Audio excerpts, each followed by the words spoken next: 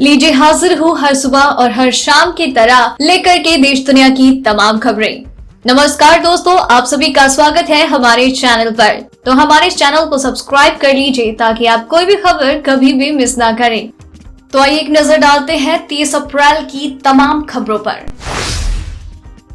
क्या जून जुलाई तक जा सकता है लॉकडाउन? ये बात कुछ सत्य भी है और कुछ नहीं भी, लेकिन रेड जोन इलाकों में तो लॉकडाउन जून जुलाई तक जारी रहेगा। ग्रीन जोन और ऑरेंज जोन इलाकों में छूट के साथ लॉकडाउन को आगे बढ़ाया जा सकता है। रेड जोन इलाकों में पाबंदियां ऐसे ही लागू रहेंगी। प्रधानमंत्री नरेंद्र मोदी शनिवार 2 मई और रविवार 3 मई को एक बार फिर से देश को संबोधित करने जा रहे हैं। माना जा रहा है कि वो अपने संबोधन में देश में जारी लॉकडाउन की अवधि को बढ़ा सकते हैं। वर्तमान में देश में जारी 3 मई तक का लॉकडाउन रविवार को खत्म हो रहा है। वैसे तो प्रधानमंत्री के संबोधन के बाद ही स्पष्ट होगा लॉकडाउन 3 कैसा होगा। लॉकडाउन वैसे तो 3 मई को खत्म होने वाला है, लेकिन एयरलाइंस ने इस बार एहतियातन पूरे मई महीने में बुकिंग से इनकार कर दिया। तो इससे ये भी कयास लग रहे हैं कि क्या लॉकडाउन 31 मई तक जारी रहने वाला है। इसकी वजह से एयरलाइंस ने पूरे 1 महीने तक ही इसे टाल दिया है। इसके कयास तेजी से यूं भी लग रहे हैं कि पहले भी एयरलाइंस कंपनियों ने लॉकडाउन के ऐलान से पहले ही 3 मई और 14 अप्रैल तक बुकिंग को टाल दिया था। देश में कोरोना के मरीजों का आंकड़ा 33,000 को पार कर गया है। स्वास्थ्य विभाग के आंकड़ों के मुताबिक पिछले 24 घंटों में 1,674 नए मामले सामने आए। अब देश में कुल मरीजों की संख्या 31,332 है। अब तक कुल 1,007 लोगों की मौत हो चुकी है। वहीं 7,000 से ज्यादा मरीजों का सफल इलाज हुआ है। महाराष्ट्र और गुजरात में कोरोना संक्रमण की रफ्तार तेज है। महाराष्ट्र में बीमारों की संख्या 9,000 का आंकड़ा पार कर चुकी है, तो वहीं गुजरात में कोरोना से संक्रमित मरीजों की संख्या 4,000 के करीब है। बॉलीवुड के जाने माने अभिनेता इरफान खान का निधन हो गया। वो 53 साल के थे और काफी समय से कैंसर से लड़ रहे थे। इरफान खान की तबीयत अचानक खराब हो गई, जिसके बाद उन्हें मुंबई के कोकिलाबेन अस्पताल में भर्ती किया गया। कई घंटों तक मौत से लड़ने के बाद बुधवार 29 अप्रैल को उनके निधन की खबर आई। वो अपनी सेहत को लेकर काफी समय से परेशान थे, लेकिन वो एक फाइटर थे। उन्होंने कैंसर से जंग जीतने की इच्छा जाहिर करते हुए एक इंटरव्यू में कहा था कि वो अपनी पत्नी के लिए जिंदा रहना चाहते हैं। बीते 2 दिनों से देश के कई राज्यों में तेज बारिश और ओलावृष्टि ने कहर बरपा रखा है। मौसम का आगामी अनुमान भी ऐसा ही है। मौसम अनुमान है कि 30 अप्रैल को देश के कई राज्यों में 50% शहरों में तेज आंधी, बारिश और वज्रपात की संभावना है। कहीं पर बारिश हल्की होगी तो कहीं झमाझम बरसात होगी, कहीं कहीं ओले भी गिर सकते हैं। मौसम विभाग ने झारखंड के करीब सभी जिलों में 2 मई तक बारिश और ओलावृष्टि का अनुमान लगाया। मौसम विभाग ने पूर्वानुमान किया है कि 30 अप्रैल तक मौसम का मिजाज इसी तरह रहेगा। रुक रुक कर पूरे राज्य में बारिश होती रहेगी। इससे लोगों की गर्मी से राहत होगी। एक्टर इरफान खान ने इस दुनिया को अलविदा कह दिया। निधन से पूरा बॉलीवुड शोक में है। इरफान खान ने इंडस्ट्री में एक से बढ़कर एक फिल्में की। उनके काम की हर कोई तारीफ करता है। सोशल मीडिया पर फैंस इरफान खान को श्रद्धांजलि दे रहे हैं। इसी बीच इरफान के बचपन की एक तस्वीर वायरल हो रही है। इसमें वो बाई तरफ बैठे हैं और चेहरे पर एक मासूमियत है जो देखते ही बनती है।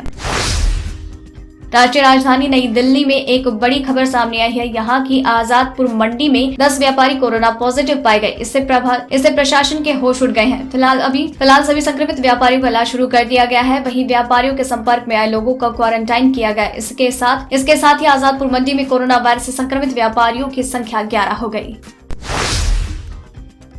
यूपी के 10 लाख लोगों की होगी घर वापसी। सीएम योगी ने बनाया ये प्लान। राजस्थान के कोटा से हजारों छात्रों की सकुशल वापसी के बाद मुख्यमंत्री योगी आदित्यनाथ लॉकडाउन के दौरान अन्य प्रदेशों में फंसे मजदूरों और कामगारों की घर वापसी का आदेश दे चुके हैं। हरियाणा से मजदूर व कारीगरों को लाया भी जा चुका है, जिन्हें अलग अलग जिलों में क्वारंटाइन किया गया। दरअसल एक अनुमान के अनुसार देश के अलग अलग राज्यों में 10 लाख लोग हैं जो यूपी के रहने वाले हैं। अब जल्द ही चरणबद्ध तरीकों से उनकी वापसी होनी है।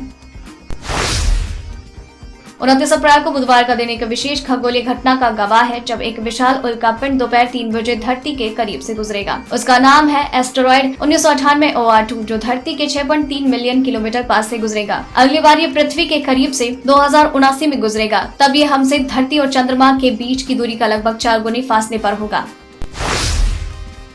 आधार कार्ड में बदलाव को लेकर भारतीय विशिष्ट पहचान प्राधिकरण ने बड़ा फैसला किया। UIDAI ने बैंकिंग संवाददाता के तौर पर काम कर रहे 20,000 सामान्य सेवा केंद्रों को आधार अपडेट करने की अनुमति दी। अब लोगों के लिए आधार अपडेट कराना पहले से ज्यादा आसान होगा। इतिहास की सबसे बड़ी त्रासदी बना कोरोना। लाशों को दफन करने के लिए जगह पड़ी कम। क्या अमेरिका, क्या इटली, क्या फ्रांस, क्या स्पेन और क्या ईरान, तमाम देशों के नाम लेते जाइए पर मुर्दों की किस्मत और मौत की कहानी एक जैसी ही मिलेगी। कब्रिस्तानों में ताबूतों का अंबार, दफनाने के लिए जमीन कम पड़ती जा रही है। वहीं एम्बुलेंस से लाशें आ रही हैं तो कहीं क्रेन के जरिए उन्हें कब्र में उतारा जा रहा है, कहीं कब्र को पाटने के लिए मशीनों का इस्तेमाल किया जा रहा है तो कहीं इत्र की जगह दबाव का स्प्रे हो रहा है। उत्तर कोरिया के तानाशाह किम जोंग उन पिछले 2 हफ्तों से कहीं नजर नहीं आ रहे, जिससे कई तरह की अटकलें लगनी शुरू हो गई। पहले खबर आई कि वो गंभीर रूप से बीमार हैं, तो फिर चीन ने उनके स्वास्थ्य पर सलाह देने के लिए उनके अपने विशेषज्ञों की डॉक्टर्स की एक टीम वहां भेजी और अब दक्षिण कोरिया के हवाले से कहा गया है कि वो पूरी तरह से स्वस्थ और जिंदा है। अब खबर है कि किम जोंग उन ही नहीं बल्कि उत्तर कोरिया के कई नेता अधिकारी भी अचानक गायब हुए। यूपी में कोरोना योद्धाओं पर हमला किया तो होगी सजा, योगी सरकार ने बनाए कड़े कानून। उत्तर प्रदेश में कोरोना वायरस की स्थिति पर बुधवार को मुख्यमंत्री योगी आदित्यनाथ ने कोविड-19 की 11 सदस्यीय टीम के साथ बैठक की। इस दौरान प्रदेश में कोरोना वायरस के साथ होने वाली अभद्रता पर कड़े कानून बनाने को लेकर चर्चा हुई। जियो प्रीपेड यूजर्स को इतनी वैलिडिटी के साथ रोज फ्री दे रहा है 2 GB डाटा। रिलायंस जियो ने पिछले महीने 2 GB डेली डाटा बेनिफिट के साथ नए जियो डेटा पैक नाम से फ्री डेटा पैक को पेश किया था। इस लिमिटेड पीरियड पैक को मार्च के अंत में जियो द्वारा यूजर्स के अकाउंट में बिना किसी सूचना के क्रेडिट कर दिया गया था। इतने ही डाटा बेनिफिट के साथ एक बार फिर से इस पैक की वापसी हो गई। तो दोस्तों ये रही आज की खास खबरें। तो इसी तरीके से आपके लिए हर सुबह 6 बजे और शाम 7 बजे ये खबरें हम यूं ही लेकर आते रहेंगे।